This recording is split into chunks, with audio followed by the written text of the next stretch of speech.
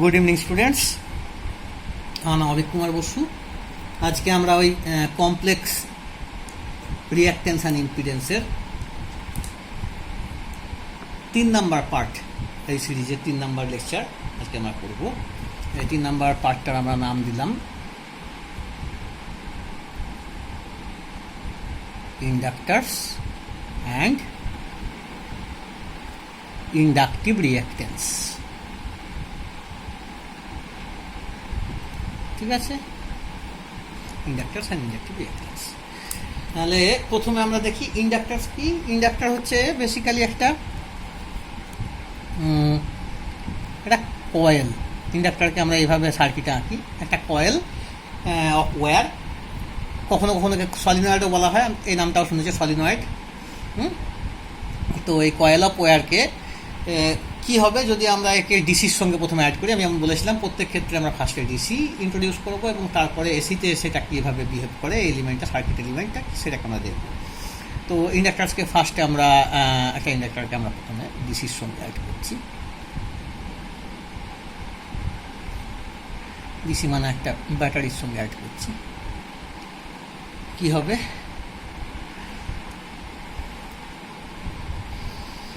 না, যদি আমরা এর সঙ্গে অ্যাড করি তাহলে পরে কারেন্ট ফ্লো হবে কি হবে না সেটা আমরা দেখব।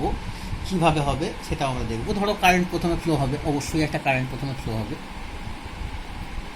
অবশ্যই কারেন্ট ফ্লো হবে। হবে কি কারেন্ট ফ্লো, দেখা যাক সেটা হয় কি, ধরে নেওয়া যাক হয়। কী হয় সেটা আগে দেখি। ধরো যদি একটা ওয়্যার দিয়ে কারেন্ট যায়, আমরা নর্মালি যেটা জানি, যদি কারেন্ট যায়, এটা যদি কারেন্ট ডিরেকশন হয় তাহলে তার অ্যারাউন্ডে একটা ম্যাগনেটিক ফিল্ড জেনারেট হয়, যেটার ডিরেকশান হচ্ছে এইভাবে হয়। তাহলে যদি এই ইন্ডাক্টারকে আমরা খুব কাছ থেকে দেখি, if we closely look at the inductor, what will you get. এই ইন্ডাক্টারটাকে আমরা অন্য একটাভাবে আঁকবার চেষ্টা করছি।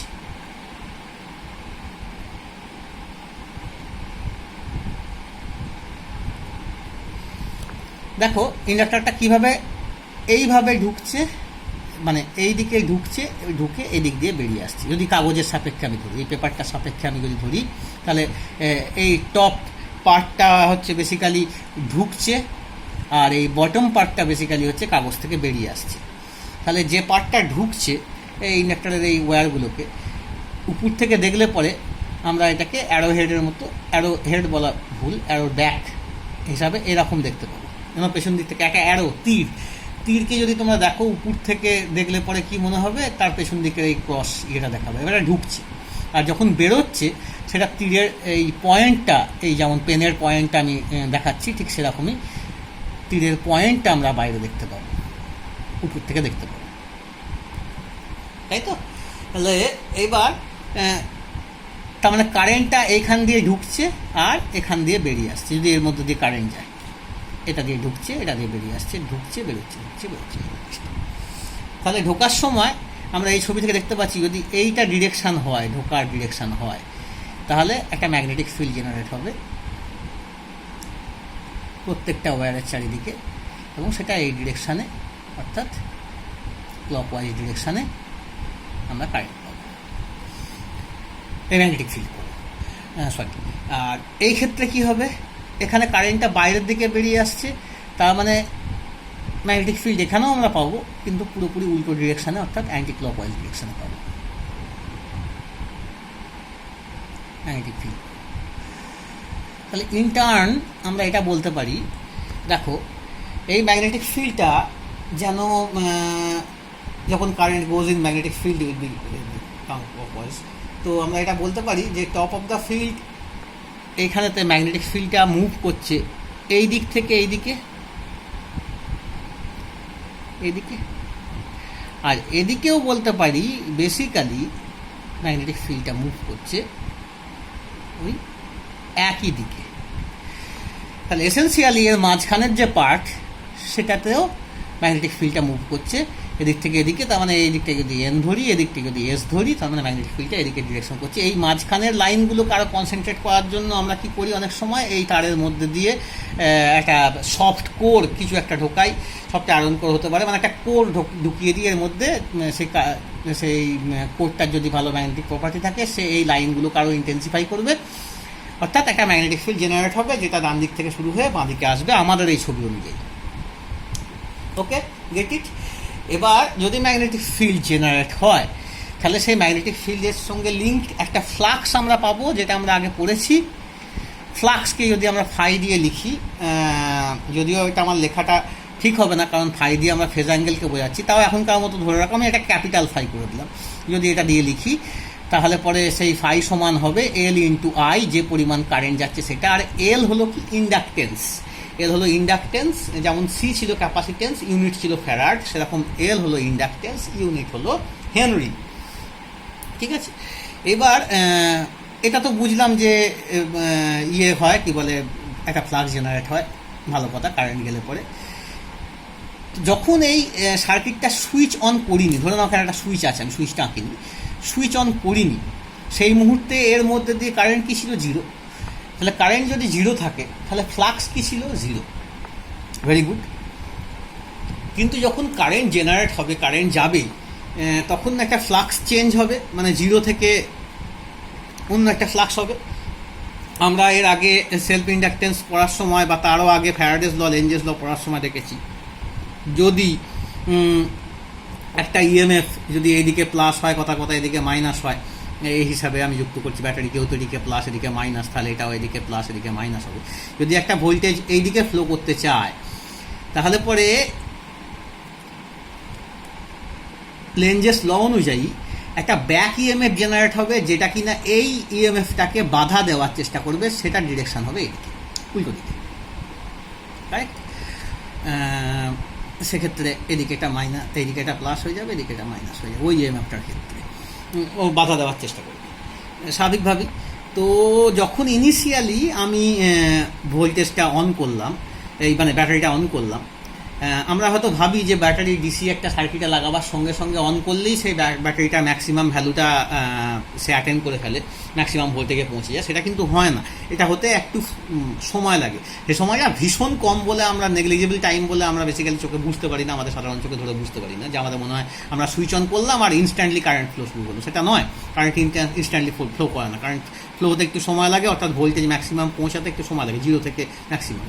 তো এখানে যেই ফ্লাক্সটা ইনিশিয়ালি জিরো ছিল যখন সুইচ অফ ছিল, এবং যখন আমি অন করলাম, যখন ফ্লাক্সটা ম্যাক্সিমাম হওয়ার চেষ্টা করলো, তখন একটা ফ্লাক্স চেঞ্জ হলো, আর যাহা ফ্লাক্স চেঞ্জ হলো সঙ্গে সঙ্গে আমাদের এই ব্যাক ইএমএফ কী করবে, সেই ভোল্টেজটাকে, মানে সেই ভোল্টেজটাকে বাধা দেওয়ার চেষ্টা করবে, ব্যাটারি ভোল্টেজটাকে, মানে ইনিশিয়ালি কোনো কারেন্ট ও ফ্লো করতে দিতে চাইবে না। অর্থাৎ এটাকে যদি আমরা একটা গ্রাফ দিয়ে আঁকার চেষ্টা করি, ওভার টাইম ডিসির ক্ষেত্রে কীরকম দেখতে হবে সেই গ্রাফটা, আমরা আবার মনে করিয়ে দিচ্ছি, সবুজ কালি দিয়ে আমরা ভোল্টেজ ড্র করব, আর লাল কালি দিয়ে আমরা কারেন্ট ড্র করব। এটা আমরা ফলো করে আসছি প্রথম ভিডিও থেকেই, এইটাই আমরা ফলো করব, এটা আমাদের গণ্ডগোল না হয়ে যায়। তাহলে পরে মনে রাখতে হবে যে অ্যাট দ্য ভেরি ফার্স্ট আমাদের ভোল্টেজটা জিরোতে ছিল এবং এখান থেকে বাড়তে শুরু করে একটা সময় পরে, এই যে প্রথমে বলেছিলাম একটা ব্যাক ইএমএফ জেনারেট হবে, কিন্তু সেই ব্যাক ইএমএফটাকে যত এই ভোল্টেজটা বাড়বে, এটা এই ব্যাক ইএমএফটাকে ওভারকাম করবে, এবং একটা সময়ে এটা আমি উল্টোটা বলছি, সরি আমার সবুজ দিয়ে আমার ভোল্টেজ আঁকার কথা, প্রথমে আমার ধরে নাও যে কারেন্টের কথা বলি, যে প্রথমে যখন অন করলাম সেই মুহূর্তে কারেন্টটা জিরো ছিল, ইন্ডাক্টরের ব্যাক ইএমএফ কী বলছে, যে আমি ওই কারেন্টকে ওখান দিয়ে পাস করতে দেবো না, কোনোভাবেই পাস করতে দেবো না। কিন্তু আস্তে আস্তে যেহেতু ভোল্টেজটা কনস্ট্যান্ট, মানে ভোল্টেজটা বৃদ্ধি পেয়েছে, সেই অবস্থায় তাহলে কী করবে, ওই ব্যাক ইএমএফটাকে ওভারকাম করার চেষ্টা করবে এবং কারেন্ট একটা ফ্লো হতে শুরু করবে, এবং কিছুক্ষণের মধ্যেই কারেন্টটা একটা ম্যাক্সিমাম ভ্যালু অ্যাটেন্ড করবে। প্রথমে কোনো কারেন্ট ছিল না, তাহলে ইন্ডাক্টরকে যখন প্রথমে আমি ডিসিতে অ্যাড করব, সেই মুহূর্তে অ্যাট দ্য ভেরি স্টার্ট কোনো কারেন্ট ছিল না, কারণ আমাদের এই ফ্লাক্স চেঞ্জ এবং ফ্লাক্স চেঞ্জের ফলে লেঞ্জেস ল আমাকে বাধা দিচ্ছিল যে কোনোভাবেই যেন কোনো কারেন্ট ফ্লো না হয়, কিন্তু আলটিমেটলি কারেন্ট পুশ করতে থাকবে এবং একটা সময় কারেন্ট নিজের ম্যাক্সিমাম ভ্যালু অ্যাটেন্ড করবে। ভোল্টেজের ক্ষেত্রে কি হবে, ভোল্টেজ প্রথমে ম্যাক্সিমাম ছিল,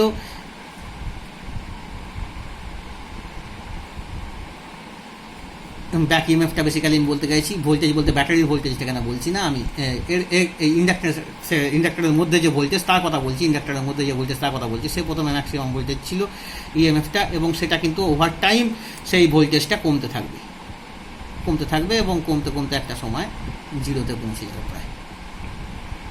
তাহলে ভি গ্রিন কালি দিয়ে এবং আই রেড কালি দিয়ে যদি আমি লিখি তাহলে মোটামুটি এরকম দেখতে হবে। এবার এটার সঙ্গে ক্যাপাসিটারের কোনো তফাৎ বোঝা যাচ্ছে? ক্যাপাসিটারের ক্ষেত্রে কিন্তু এই ঘটনাটা পুরোপুরি উল্টো ছিল, ভালো করে দেখে নাও। এখানে কারেন্ট জিরো থেকে শুরু হয়েছে, ক্রমশ বাড়তে থেকেছে, ভোল্টেজ ম্যাক্সিমাম থেকে স্টার্ট হয়েছে, ক্রমশ কমতে থেকেছে। ক্যাপাসিটারের ক্ষেত্রে কি ছিল? ক্যাপাসিটারের ক্ষেত্রে কিন্তু ছিল পুরো উল্টোটা। কারেন্ট প্রথমে ম্যাক্সিমাম ছিল, ভোল্টেজ প্রথমে মিনিমাম ছিল, ভোল্টেজ ক্রমশ বেড়েছে, ক্যাপাসিটার ফুললি চার্জ হয়েছে, একটা সময় ভোল্টেজ ফাইনাল ভ্যালুতে অ্যাটেন্ড করেছে, এবং কারেন্ট প্রথমে যখন ইনিশিয়ালি যখন লাগিয়েছিলাম তখন কারেন্ট একটা ছিল, কিন্তু সেই কারেন্ট যখন এটা ম্যাক্সিমাম চার্জ হয়ে যায় তারপরে আর কারেন্ট ফ্লো হওয়ার কিছু নেই, কারেন্ট কমতে থাকবে, একদমই জিরোতে পৌঁছাবে। মানে ক্যাপাসিটারের ঠিক অপোজিট বিহেভ করছে ইন্ডাক্টর, এই কথাটা কিন্তু আমাদের মাথায় রাখতে হবে। ওকে, তো আমরা আবার ইন্ডাক্টরের ক্ষেত্রে ফিরে আসি, যেহেতু আমাদের আজকের টপিক হচ্ছে ইন্ডাক্টর। তাহলে পরে ঘটনাটা বোঝা গেল। এবং এই ব্যাটারিতে লাগালে পরে তাহলে আমাদের কীভাবে ব্যবহার করবে, আমাদের ইন্ডাক্টর অ্যাক্ট করবে কীভাবে, এই ক্যাপাসিটার বলছি, ব্যাটারি লাগালে ক্যাপাসিটার কীভাবে অ্যাক্ট করেছিল। ক্যাপাসিটারকে যখন ব্যাটারির সঙ্গে লাগিয়েছিলাম তখন ওটা আর কারেন্টকে যেতে দিচ্ছিল না, যে ব্রেক ইউজ হয়েছিল। এই ক্ষেত্রে কিন্তু কারেন্ট ফ্লো করতে শুরু করে এবং কারেন্ট ম্যাক্সিমাম, তারপরে কারেন্ট ফ্লো করতে কোনো অসুবিধাই নেই। তাহলে এই ক্ষেত্রে inductor as a short use হচ্ছে when connected to DC,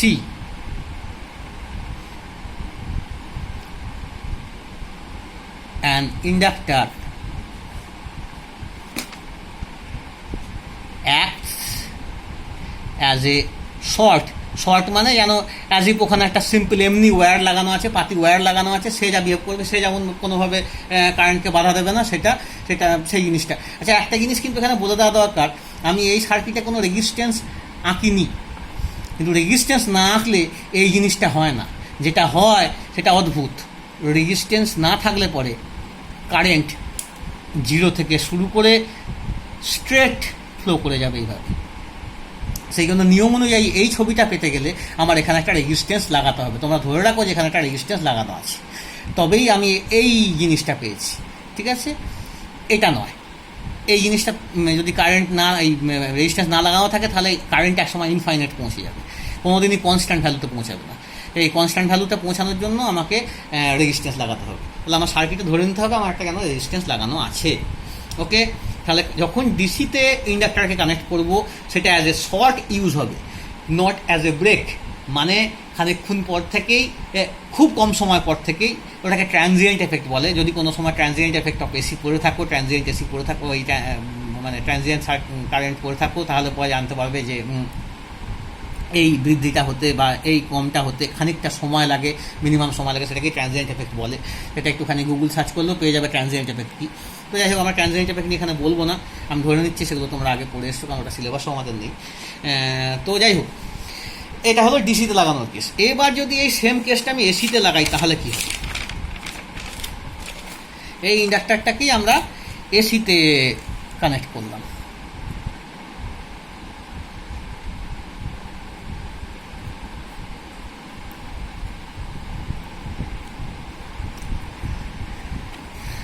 অদ্ভুত ঘটনা হবে। অদ্ভুত ঘটনা কেন হবে বলছি, কারণ এসির ক্ষেত্রে কারেন্টটা অল টাইম ডিরেকশান চেঞ্জ করবে, প্রথমে যখন কারেন্টটা এদিকে যাচ্ছে, প্রথমে ইন্ডাক্টর বলছে না বাবা আমি তো তোমাকে যেতে দেবো না, আমার ভেতর দিয়ে যেতে দেবো না। কারেন্ট বলছে না আমি যাবোই, ঠেলাঠেলি করে যাওয়ার চেষ্টা করছে। কিন্তু যখন কারেন্টটা যাওয়ার মতো পজিশানে পৌঁছেছে সেই মুহূর্তেই আবার ডিরেকশান চেঞ্জ হয়ে গেছে। যা বাবা, তাহলে তো কোনো কারেন্ট গেল না, আবার এদিক দিয়ে যাচ্ছে, এদিক দিয়েও একই কেস। ইনিশিয়ালি যাওয়ার সময় ইন্ডাক্টর বলছে না আমি প্রথমে তোমাকে যেতে দেবো না, কারেন্ট বলছে না আমি যাবোই, ঠেলাঠেলি করলো, ঠেলেও বেরোতে চাইলো। ইন দ্য মেইন টাইম আবার ডিরেকশান চেঞ্জ। তাহলে কোনো সময়েই কারেন্টটা আলটিমেটলি পাস করে যেতে পারছে না। তাহলে যদি ফ্রিকোয়েন্সিটা খুব হাই হয় আমাদের এসি সোর্সের, যদি ফ্রিকোয়েন্সিটা ভীষণ হাই হয়, তাহলে কোনোভাবেই কারেন্ট এর মধ্যে দিয়ে ফ্লো করবে না, এবং সেক্ষেত্রে inductor will act as a break. ক্যাপাসিটারের পুরো অপোজিট ঘটনা। ক্যাপাসিটার যখন ডিসিতে লাগিয়েছিলাম তখন ক্যাপাসিটার ব্রেক হিসাবে ইউজ হয়েছিল, এবং যখন এসিতে লাগিয়েছিলাম তখন ক্যাপাসিটারের মধ্যে দিয়ে কারেন্ট ফুললি ফ্লো হতে শুরু করেছিল, ক্যাপাসিটার শর্ট হিসাবে ব্যবহার করছিল, অ্যাক্ট করছিল। ইন্ডাক্টারের ক্ষেত্রে ইন্ডাক্টারকে যখন ডিসিতে লাগালাম inductor as a short use হলো, আর যখন এসিতে কানেক্ট করলাম তখন ইন্ডাক্টার কোনো কারেন্টকেই পাস করতে দিচ্ছে না, অ্যাজ এ ব্রেক ইউজ হচ্ছে। এই পর্যন্ত ক্লিয়ার? এবার একটুখানি অঙ্ক করা যাক যে ওই ইনডিউস ভোল্টেজ, যেটা ইন্ডাক্টারের ভোল্টেজ, সেটাকে যদি আমরা ভি আইএনডি দিয়ে লিখি, যেমন ভি ক্যাপ দিয়ে ক্যাপাসিটারের ভোল্টেজকে বুঝিয়েছিলাম, এখানে ইন্ডাক্টারের ভোল্টেজ ভি আইএনডি, সেটাকে কীভাবে লিখতে পারি? ফ্যারাডের ল থেকে ডি ফাই ডিটি। মনে আছে আমাদের ফ্লাক্স চেঞ্জ, ফ্লাক্সকে আমরা ক্যাপিটাল ফাই দিয়ে লিখবো বলেছিলাম, তো ক্যাপিটাল ফাই দিয়েই লিখলাম। ফ্লাক্স চেঞ্জ টাইমের সঙ্গে রেট অফ চেঞ্জ অফ ফ্লাক্সই হচ্ছে ইনডিউস ভোল্টেজ। সেই ইনডিউস ভোল্টেজ ফাইয়ের জায়গায় আমরা কি লিখতে পারি? এইমাত্র পড়ে এসেছি, ফাইয়ের জায়গায় আমরা লিখতে পারি, এটা সেলফ ইন্ডাকটেন্সে পড়েছিলাম, এল ইন্টু আই। ইন্ডাকটেন্স একটা মেটেরিয়ালের ফিক্সড মানে কনস্ট্যান্ট, তাহলে এটা বাইরে বেরিয়ে চলে এলো, পড়ে থাকলো কি? ডিআইডিটি। Very good. ডিআইডিটি যদি হয় তাহলে আইটা কি? মনে করো আই একটা সাইনোসুইডাল কারেন্ট, তাহলে I is equal to I max sine omega t. হয়ে গেল। এবার তাহলে পরে পাতি ডিফারেন্সিয়েশান, এল থাকলো, আই ম্যাক্স বেরিয়ে চলে এলো, কারণ আই ম্যাক্স একটা ফিক্সড কারেন্ট, কনস্ট্যান্ট, মানে আই ম্যাক্স যেটা ম্যাক্সিমাম সেটা একটা কনস্ট্যান্ট ভ্যালু আছে, তাহলে সেটা এই ডিফারেন্সিয়েশনে কোনো কাজে লাগবে না, বাইরে বার করে দিলাম। ভেতরে কী পড়ে রইলো? D d t of sine omega t. D d t of sine omega t কী হয়? একটুখানি মনে করো, খুব সোজা, এই ওমেগাটির জন্য একটা ওমেগা বাইরে বেরিয়ে আসবে, আর সাইন ওমেগাটিটা কস ওমেগাটি হয়ে যাবে। মানে বেসিক্যালি প্রথমে সাইন ওমেগাটিটা ডিফারেন্সিয়েশন হবে, কস ওমেগাটি হবে, তারপরে ওমেগাটি এর ডিফারেন্সিয়েশন হবে, ওমেগাটা বাইরে বেরিয়ে আসবে, তাহলে ওমেগা কস ওমেগাটি। কিন্তু আমরা একটা ইয়ে করে নিয়েছি যে আমরা সব কিছুকে সাইন দিয়ে লিখবো, তাহলে একটু সাজিয়ে নিই। ওমেগা এল চলে এলো বাইরে, আই ম্যাক্স নিজের জায়গায় চলে এলো, আর কি পড়ে রইলো? Cos omega t. এই কস ওমেগাটিকে আমরা কিভাবে লিখতে পারি? খুব সোজা, sine of omega t plus pi by two. Cos theta is equal to sine theta plus pi by two. এখানে ফেজ ডিফারেন্স কত? ক্যাপাসিটারের ক্ষেত্রে দেখেছিলাম মাইনাস পাই বাই টু, এইখানে ফেজ ডিফারেন্স হলো প্লাস পাই বাই টু। কার সঙ্গে কার ফেজ ডিফারেন্স? ভোল্টেজের সঙ্গে কারেন্টের ফেজ ডিফারেন্স কত হলো? Plus pi by two. তার মানে যখন আমরা ম্যাক্সিমাম ভ্যালুটা নেবো ভোল্টেজের, অর্থাৎ যখন এই সাইন টার্মটা 1 হয়ে যাবে, সেই সময় আমার এই রিলেশানটা কি দাঁড়াবে? Omega L I max. চেনাকেনা লাগছে? ক্যাপাসিটারে অলরেডি এরকম আমরা একটা কাজ করে এসেছি, চেনাকেনা লাগছে। কীরকম চেনাকেনা লাগছে? আমরা লিখতে পারি এটাকে V max is equal to I max into X L, একদম ওহমস লয়ের মতো, V is equal to I R এর মতো ঘটনা। এক্স এলটা কি? এক্স এল মানে হচ্ছে ওমেগা এল, যেটা কিনা আমরা ইন্ডাকটিভ রিঅ্যাকটেন্স হিসাবে বলবো। রিঅ্যাকটেন্স হলো resistive effect of the element. ক্যাপাসিটারের ক্ষেত্রে মনে করো আমাদের ক্যাপাসিটিভ রিঅ্যাকটেন্স কী ছিল? ক্যাপাসিটিভ রিঅ্যাকটেন্স আমি একবার মনে করিয়ে দিচ্ছি, ছিল 1 বাই ওমেগা সি, সেটাকে আমরা লিখেছিলাম এক্স সি দিয়ে। এখানে কি হলো? ওমেগা এল। এবং এই সিম্পল জিনিসটা থেকে বোঝা গেছিল যে ক্যাপাসিটারের ক্ষেত্রে যদি এই ওমেগাটা বেড়ে যায় ভীষণভাবে, ফ্রিকোয়েন্সি ভীষণভাবে বেড়ে যায়, তাহলে এক্স সি খুব কমে যাবে এবং কারেন্ট ম্যাক্সিমাম ফ্লো হবে। কিন্তু ইন্ডাক্টারের ক্ষেত্রে আমরা কি দেখছি? যদি ওমেগা খুব বেড়ে যায় তাহলে পরে আমরা এইভাবে লিখি, ওমেগা যদি খুব বেড়ে যায় তাহলে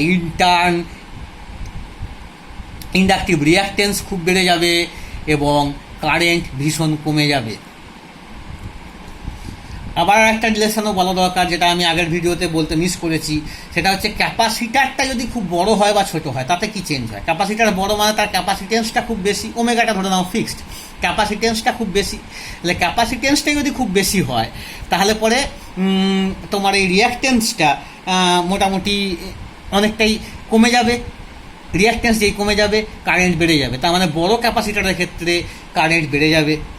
উল্টোটা হবে ইন্ডাক্টরের ক্ষেত্রে, যদি ইন্ডাক্টরের ইন্ডাকটেন্সটা খুব বেশি হয় তাহলে পরে কিন্তু তার ইন্ডাকটিভ রিঅ্যাকটেন্সটা খুব বেশি হয়ে যাবে এবং ইন টার্ন কারেন্ট কিন্তু খুব কমে যাবে।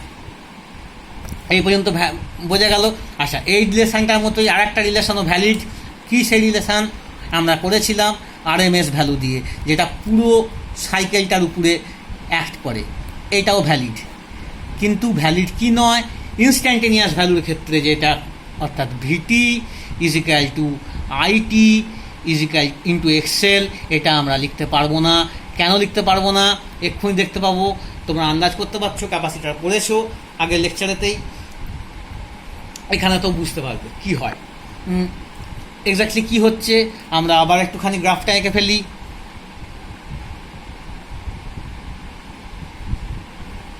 টাইমের সঙ্গে সঙ্গে কীভাবে ভ্যারি হচ্ছে, টাইমের সঙ্গে সঙ্গে ভ্যারি হচ্ছে এইভাবে। ভোল্টেজটা প্রথমে ম্যাক্সিমাম থেকে স্টার্ট হলো, আমি একটু বেশি বড় এঁকে ফেললাম, এতটা বড় আঁকার দরকার ছিল না। যখন ভোল্টেজ ম্যাক্সিমাম ছিল তখন কি ছিল, কারেন্টটা আমাদের কি ছিল, কারেন্টটা ছিল একদম মিনিমাম। আমি একটুখানি মিডল পয়েন্টগুলোকে মার্ক করে নিই। কারেন্টটা ছিল মিনিমাম,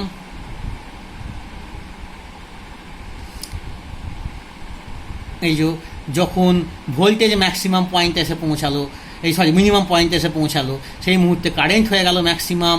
আবার যখন ভোল্টেজ ম্যাক্সিমাম পয়েন্টে এলো কারেন্ট হয়ে গেল মিনিমাম।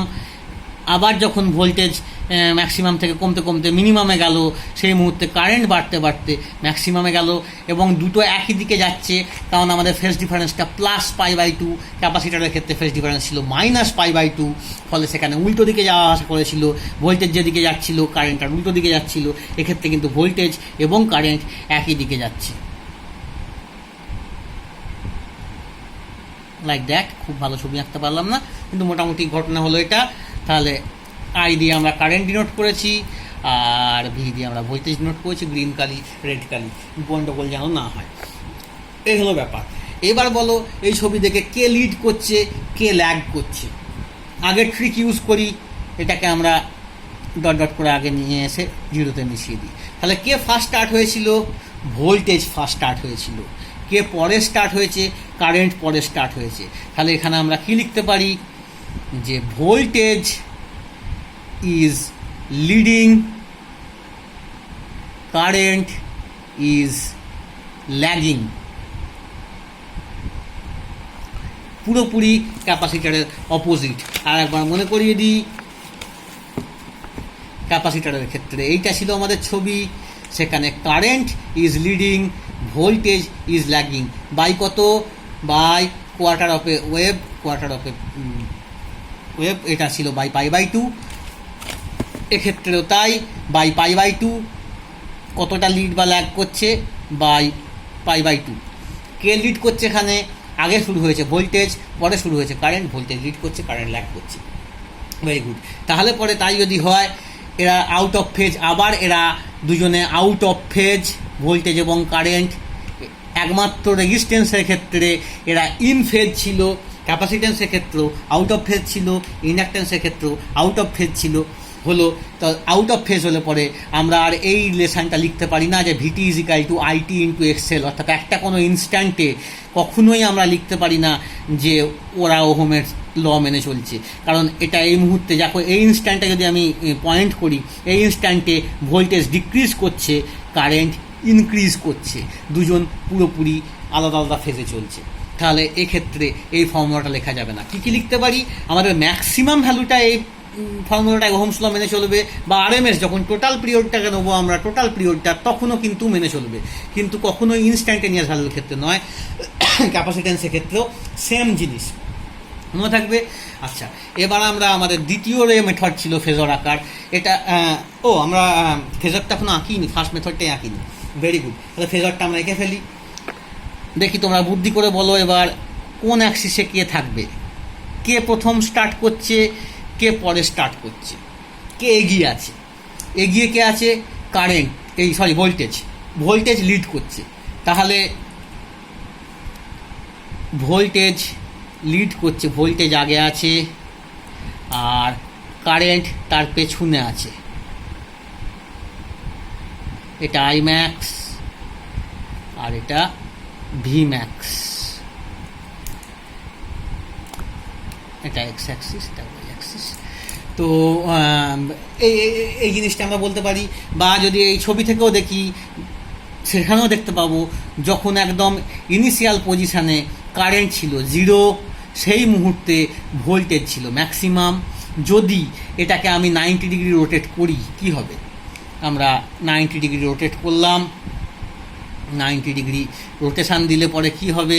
এই ছবিটার কীরকম চেঞ্জেস আসবে না,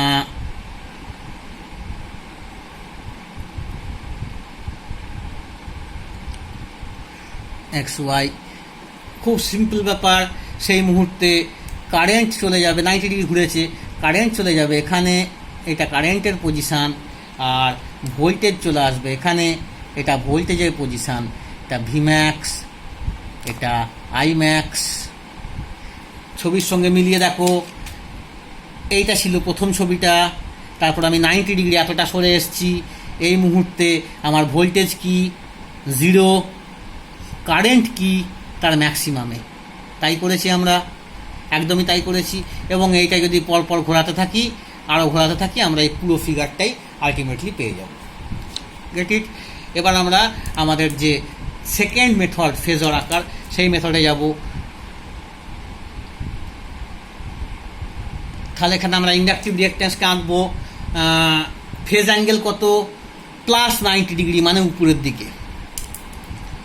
এইটাকে যদি আমরা ইন্ডাকটিভ রিঅ্যাকট্যান্সের ভ্যালু বলি, এই অংশটাকে magnitude of the inductive reactance বলি, তাহলে পরে সে +90 ডিগ্রি অ্যাঙ্গেলে আছে। তাহলে ফেজ অ্যাঙ্গেল হচ্ছে আমার, ফেজ ডিফারেন্স অ্যাঙ্গেল বা ফেজ অ্যাঙ্গেল হচ্ছে +90 ডিগ্রি, আর ইন্ডাকটিভ রিঅ্যাকট্যান্সের ভ্যালু হলো এক্সএল, যেটা আমি এই লেংথটা দিয়ে মেজার করবো। আর একবার মনে করিয়ে দিই, এই তিনটে ফেজারই আমি একবার, মানে তিনটে ক্ষেত্রেই আমি এই দুরকম ফেজারের মেথড দেখিয়ে দিচ্ছি, মনে করিয়ে দিচ্ছি। একদম ফার্স্টে ছিল রেজিস্ট্যান্সের ক্ষেত্রে ছিল ভি এবং আই দুজন সেম ফেজে, সেম লাইনে। যখন ভি বাড়ছিল তখন আই বাড়ছিল, যখন ভি কমছিল তখন আই কমছিল, যখন ভি বাড়ছিল তখন আই বাড়ছিল, যখন ভি কমছিল তখন আই কমছিল। দুজনেই ইন ফেজে ছিল, একদম পার্টিকুলার ইন ফেজে ছিল। ক্যাপাসিটারের ক্ষেত্রে হয়ে গেল কি না, দুজনে আউট অফ ফেজ। যখন ভি বাড়ছিল তখন আই কমছিল, এবং ঘটনা হচ্ছে এই, যখন ভি কম ছিল আই বাড়ছিল, ভি বাড়ছিল আই কম ছিল, কিন্তু তারা অপোজিট ডিরেকশানে ছিল। এই যে এক্ষেত্রে আগে স্টার্ট হয়েছিল কারেন্ট, কারণ এখানে কারেন্ট লিড করছিল, পরে স্টার্ট হয়েছে ভোল্টেজ। বোঝাই যাচ্ছে, আগে কারেন্ট, এটা আগে যাচ্ছে, তারপরে ভোল্টেজ আসছে, আগে কারেন্ট যাচ্ছে, তারপরে ভোল্টেজ আসছে, লাইক দ্যাট। এবং সেক্ষেত্রে -90 ডিগ্রি অ্যাঙ্গেলে ছিল আমাদের ফেজারটা। আমরা এইভাবে এঁকেছিলাম, রিঅ্যাকট্যান্সকে আমরা এখানে এঁকেছিলাম, -90 ডিগ্রি এঁকেছিলাম। রেজিস্ট্যান্সের ক্ষেত্রে যেহেতু দুজনেই সেম ফেজে ছিল, রেজিস্ট্যান্সের ক্ষেত্রে আমরা এই ফিগারটা এঁকেছিলাম এইভাবে। সেখানে কি ছিল না, রেজিস্ট্যান্সের ক্ষেত্রে আমাদের ভি এবং আইয়ের মধ্যে কোনো ফেজ ডিফারেন্স ছিল না, দুজনে একই লাইনে ছিল, তো আমরা এইভাবে এঁকেছিলাম। Very good. এবার আমরা চলে যাই ইন্ডাক্টরের ক্ষেত্রে। তাহলে আরেকবার মনে করিয়ে দিই, রেজিস্ট্যান্সে দুজনে সেম ফেজে ছিল, রেজিস্ট্যান্সের ক্ষেত্রে ফেজারে দুজনে একই ফেজারে অবস্থান করছিল, এবং এই সেকেন্ড মেথডে আমরা এটা দুটো একই ফেজারে ছিল। ক্যাপাসিটেন্সের ক্ষেত্রে দুজন একে অপরের থেকে আউট অফ ফেজ ছিল, 90 ডিগ্রি আউট অফ ফেজ ছিল। এখানে কারেন্ট লিড করছিল, কারেন্ট আগে ছিল, ভোল্টেজ পরে ছিল, এবং যেহেতু দুজনকার ফেজ অ্যাঙ্গেল -π/2 ছিল, তাহলে পরে আমরা নিচের দিকে এক্সিকে এঁকেছিলাম, এটা মাইনাস। আর ইন্ডাক্টরের ক্ষেত্রে কি হলো, ইন্ডাক্টরের ক্ষেত্রে হলো যে এখানেও দুজনে আউট অফ ফেজ, কিন্তু এখানে ভোল্টেজ লিড করছে, সেখানে আগে ভোল্টেজকে আঁকা হয়েছে, পরে কারেন্টকে আঁকা হয়েছে, আগে ভোল্টেজ যাচ্ছে, কারেন্ট পরে যাচ্ছে, কারেন্ট ল্যাগ করছে, এবং এক্ষেত্রে দুজনকার ফেজ অ্যাঙ্গেল ছিল +π/2, that's why this is a +90 degree angle and X L. ঠিক আছে, আশা করি বুঝতে পেরেছে এই পর্যন্ত। এটাই মেন ফিজিক্স ছিল। এরপরে আমরা যে লাস্ট পার্টটা ভিডিও করব, সেটাতে মেনলি আমরা ম্যাথামেটিক্স রিপ্রেজেন্টেশন শিখব, কিভাবে কমপ্লেক্স নাম্বার দিয়ে এই রিঅ্যাকটেন্সগুলোকে দেখানো যায়। এবং আরেকটা জিনিস আমরা শিখব, সেটা হচ্ছে ইম্পিডেন্স কী জিনিস। অর্থাৎ এতক্ষণ পর্যন্ত আমরা যে সার্কিটগুলো করছিলাম, সেই সার্কিটে শুধু রেজিস্ট্যান্স নিয়েছিলাম বা শুধু ক্যাপাসিট্যান্স নিয়েছিলাম বা ইন্ডাকট্যান্স নিয়েছিলাম। এবার যদি এই সবকটা এলিমেন্টকে একসঙ্গে রাখি, তাহলে পরে সেটা কিভাবে বিহেভ করবে, সেটা আমরা এর পরের পার্ট, লাস্ট পার্টে শিখব। Thank you for watching. বুঝতে না পারলে আমার সঙ্গে যোগাযোগ করবে।